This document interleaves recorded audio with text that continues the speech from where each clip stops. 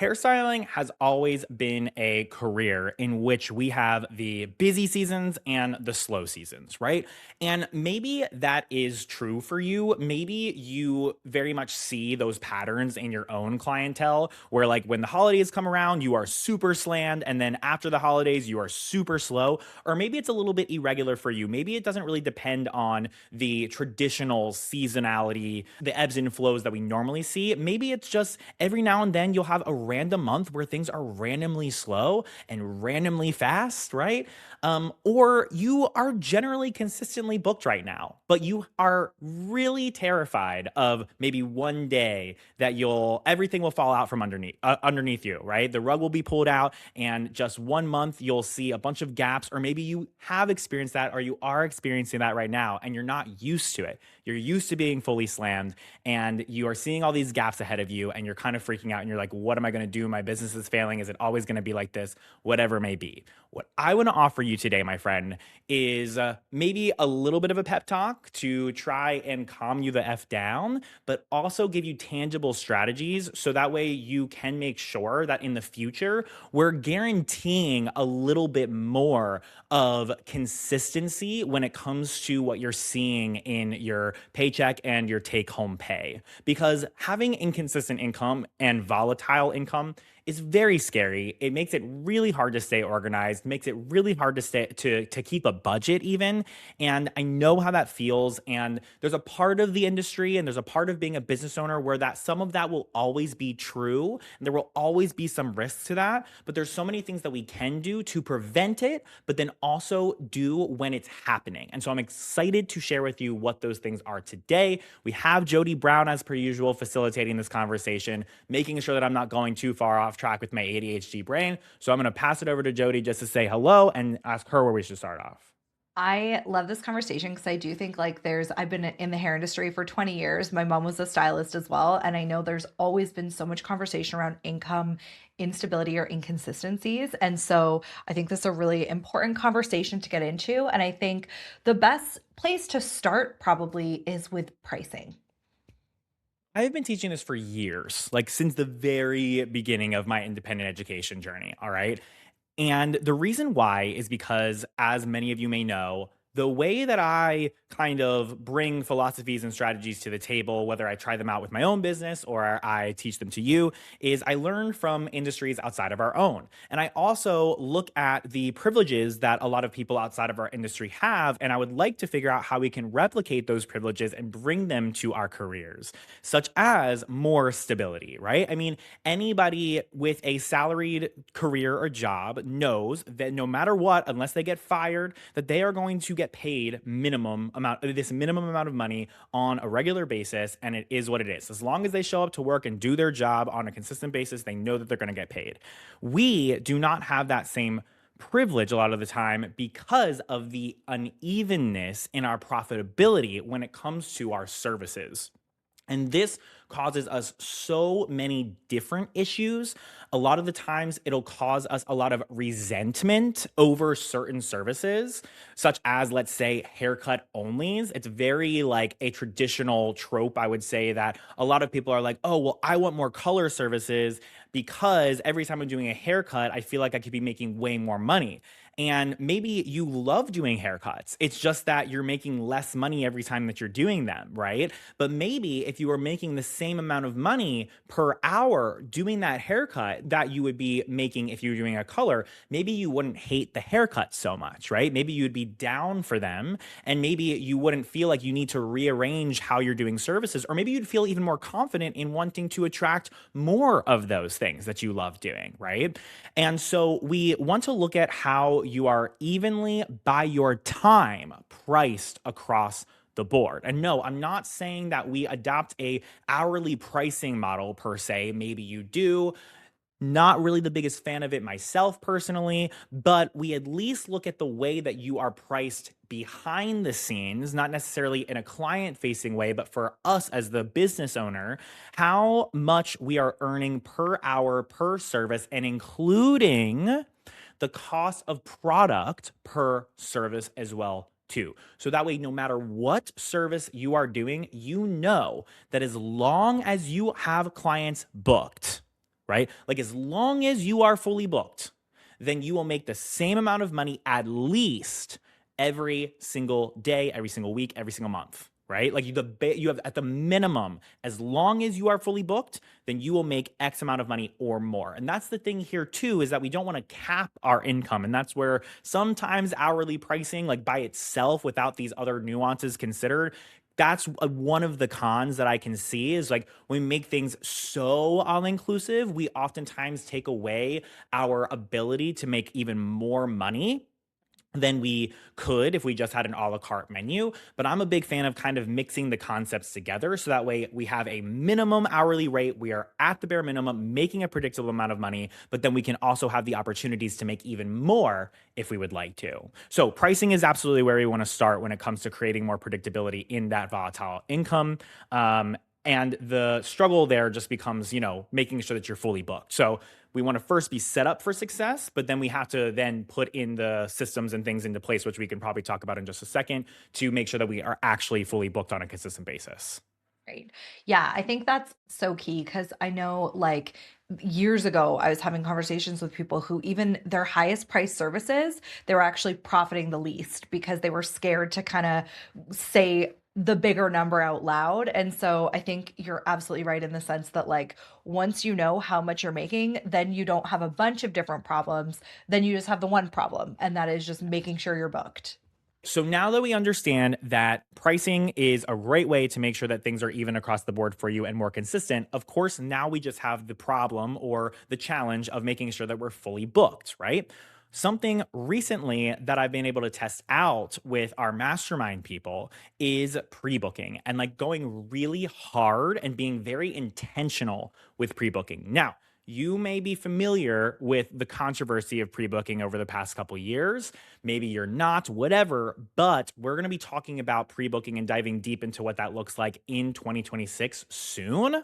But just know that I am seeing a big comeback with it. And it is working well for most stylists. And it is guaranteeing less slow months and more consistency in your schedule. So here's the T. I wouldn't just all of a sudden start to bring back all of your old habits. If you've stopped pre-booking, I wouldn't recommend just bringing back all of your old habits and just throwing pre-booking back into the plethora of things that you feel as if you need to do and track and all the things. We ran diligent experiments per person when we were trying to bring back pre-booking to make sure that it would actually work for them and that it made sense, because there is risks specifically to certain businesses with going really hard on pre-booking. And there's so many different nuances that you may want to consider. Make sure that you tune into the next episode. We'll be talking about pre-booking very deeply and if you should consider it, if you shouldn't, what are the different nuances, all the things.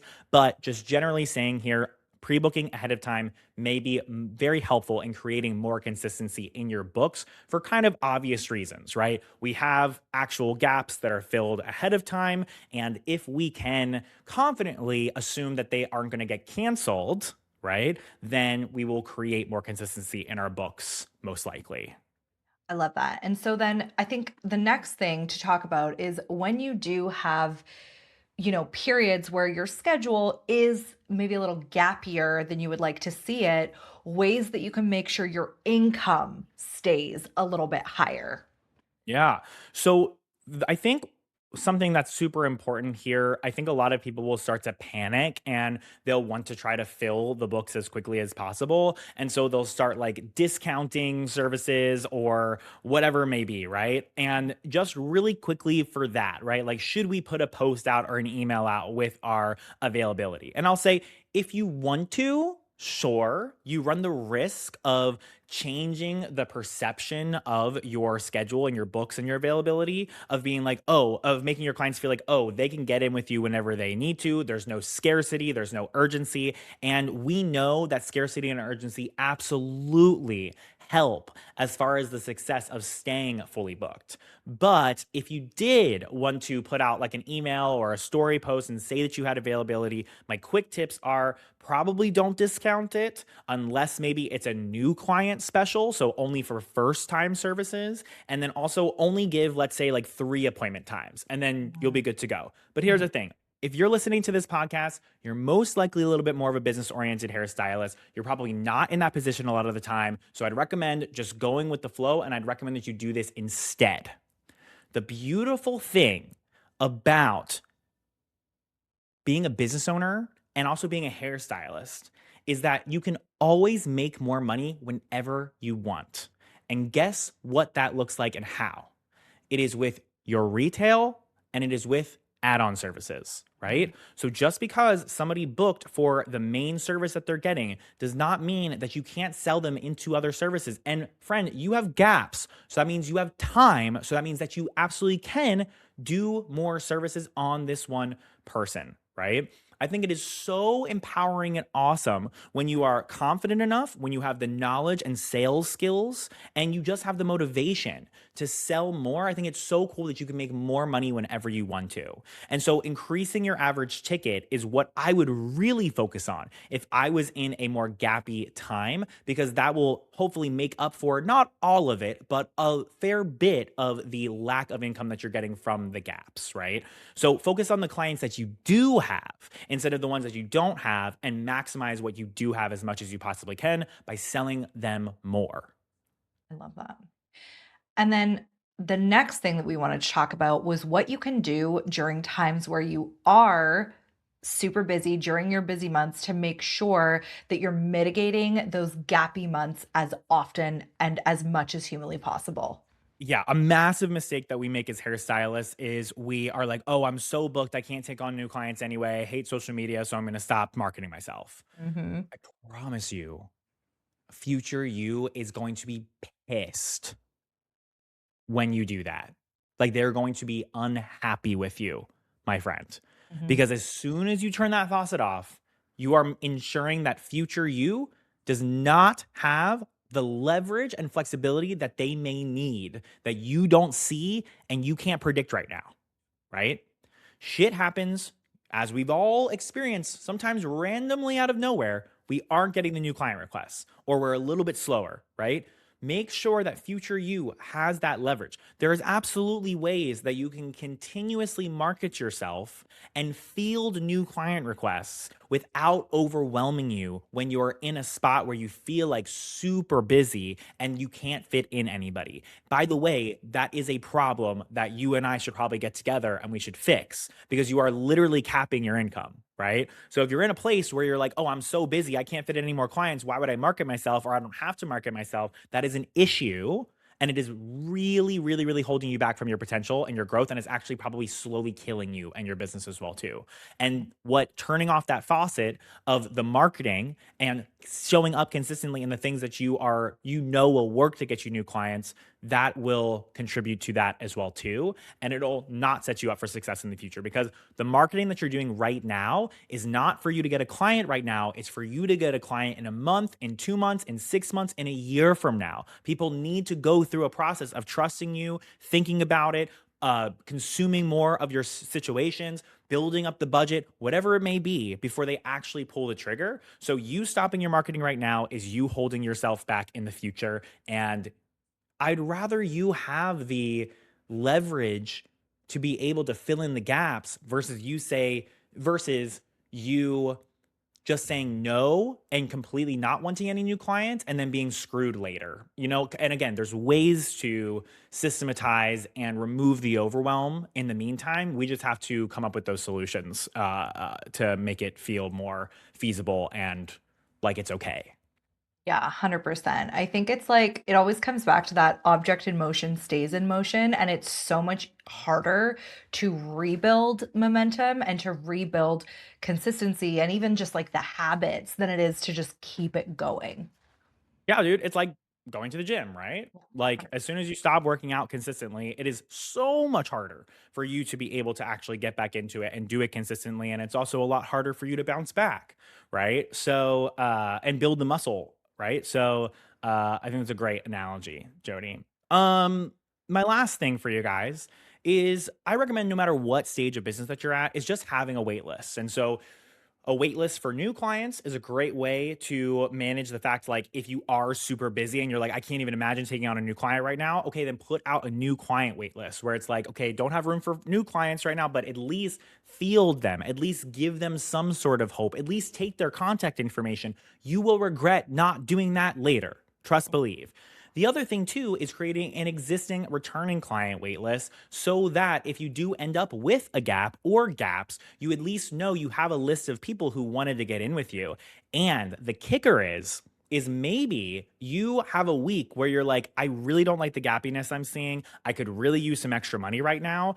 If you have a proper waitlist system and it asks the people for their availability all days of the week, not just within the days that you work, then you can pick up an extra day if you want to, and you have a list of people where you know that they can fit in with that availability and you can quickly fill in those days, right? So creating custom systems, which is what me and my hairstylists do in my community over in these parts, where you get the information that you need so that way you can use it later for things like this is really, really powerful. So a wait list for when people can't get in at the times that they would like to get in with, just to fill in those gaps or even pick up an extra day if you'd like to, can really help with adding a little bit more consistency in the income.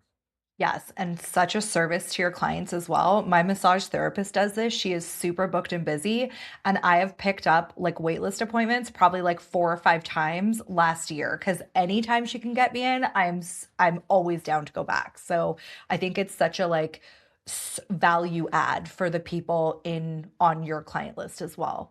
Yeah, like imagine you get a last minute cancellation. I mean, it's so much better to be able to just reach out to one person versus that you know that you're not wasting your time offering the appointment to versus like send out an email to your entire clientele and ask and like be like, hey, have a last minute gap, you know? Like you may feel like too embarrassed to do that even. So just I mean, I think everybody should have a wait list. I don't even think that's a no. I mean, if you don't have a wait list, particularly one that you have like control over, right? Like most booking system wait lists like really aren't that great and they don't have like extended functionality for you to be able to like field like the availability like I was kind of sharing so that's why I teach in my programs like a more custom one that you are very much in control over and you can ask for all the information that you need. So anyways, everybody should have a wait list, period, no doubt about it. Here's the tea.